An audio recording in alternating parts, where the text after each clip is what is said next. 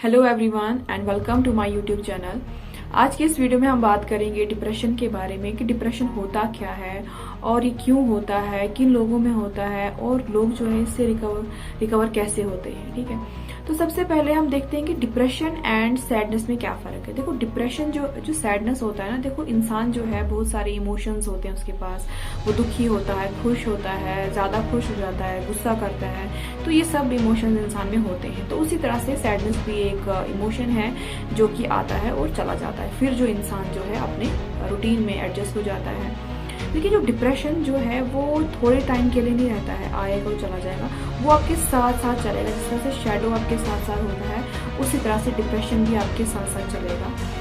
तो फिर चाहे कोई भी सिचुएशन हो, कोई भी आप कहीं पे हो, चाहे आप डॉक्टर बन जाओ, चाहे आप MBBS क्लियर कर लो, IAS KS कर लो, अगर आप डिप्रेस हो आपको खुशी महसूस नहीं होगी जो आपको। तो ये जो डिप्रेशन होता है ये लगभग वर्ल्ड के 10% ऑफ द पॉपुलेशन में होता है और इसके जो रीजंस हैं वो अलग अलग लोगों के अलग अलग हैं, क्योंकि कितनी ही वैरायटी के लोग हैं इस दुनिया में। तो सबका अपना अपना परसेप्शन है, सबकी अपनी अपनी सिचुएशन है। कोई किसी सिचुएशन से गुजर रहा है, कोई किसी सिचुएशन से गुजर रहा है, तो उसी हिसाब से जो है कोई ज़्यादा डिप्रेस्ड है, कोई ज़्यादा देर तक डिप्रेस्ड है, कोई कम डिप्रेस्ड है, कोई कम टाइम के लिए डिप्रेस्ड है।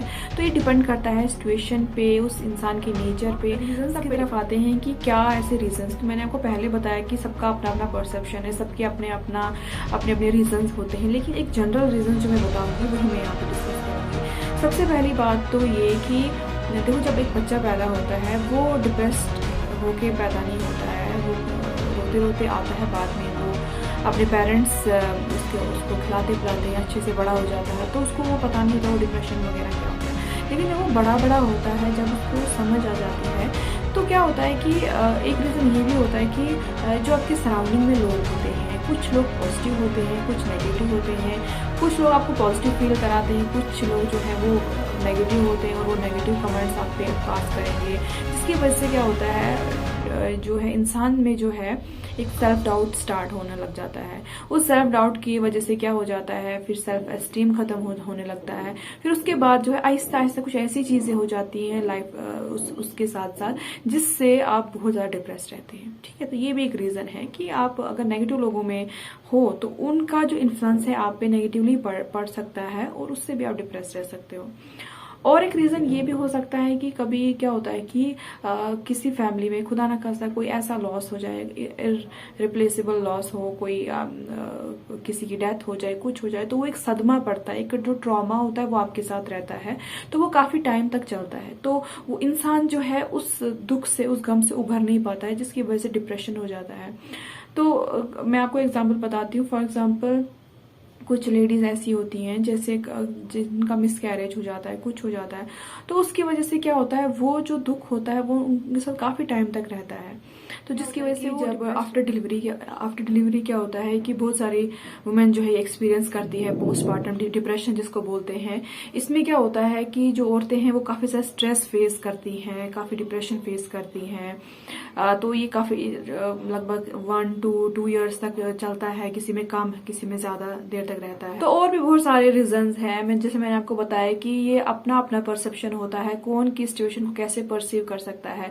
तो दो इंसान है, अगर दोनों इंसान को एक ही सिचुएशन में डाला जाए तो एक इंसान जो पॉजिटिव है, जो उस सिचुएशन को अच्छे से हैंडल कर सकता है, हो सकता है वो उस सिचुएशन से सिर्फ 10% इफेक्ट हो जाएगा। वहीं पे दूसरा पर्सन है जो काफी ज्यादा जो है इन नेगेटिविटी से अपने आप को इन्फ्लुएंस करता है, तो हो सकता है 90% वो इस चीज को 90% वो चीज उसको इफेक्ट करे। तो उस चीज में वो दूसरा इंसान जिसको 90% चीजें इफेक्ट कर रही हैं तो वो ही डिप्रेस्ड रहेगा। तो अब इन सब के चलते क्या रेमेडीज है, क्या डिप्रेशन क्यूरेबल है?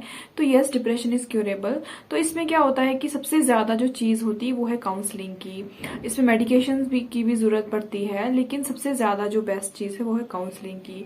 अगर मतलब आपके अपनी फैमिली में, आपके फ्रेंड्स में जो मतलब आप अपनी बात किसी को डिस्कस कर सकते हो, चीज बोल सकते हो, तो हो सकता है अगला जो है कोई अच्छी अच्छी एडवाइस दे जो आपके लिए अच्छी हो। साइकियाट्रिस्ट के पास जाना है और उसको अपनी जो है ये कंडीशन बतानी है कि इस तरह से ये उस तरह से है, तो वो इस चीज में एक्सपर्ट होते हैं, तो आपको अच्छी राय देंगे, कुछ मेडिसिन भी देंगे, तो जिस चीज से है ये चीज खत्म हो सकती है। और एक सबसे बेस्ट चीज जो है वो है मेडिटेशन। देखो, मेडिटेशन का जो एक बेस्ट फॉर्म है वो है नमाज। जब हम नमाज पढ़ते हैं, नमाज क्या है, नमाज भी एक तरह का मेडिटेशन है। मेडिटेशन से क्या होता है, मेडिटेशन से काफी एक जो है स्ट्रेस फ्री लाइफ रहती है।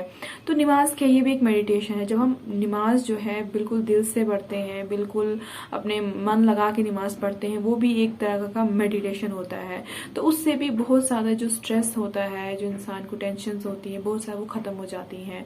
या फिर कुरान शरीफ को पढ़ने से बहुत सारी जो आप पे मुसीबतें होती हैं, बहुत सारे जो स्ट्रेस होते हैं वो खत्म हो जाते हैं। तो सबसे बेस्ट फॉर्म यही है। ये था आज का वीडियो अबाउट दिस टॉपिक।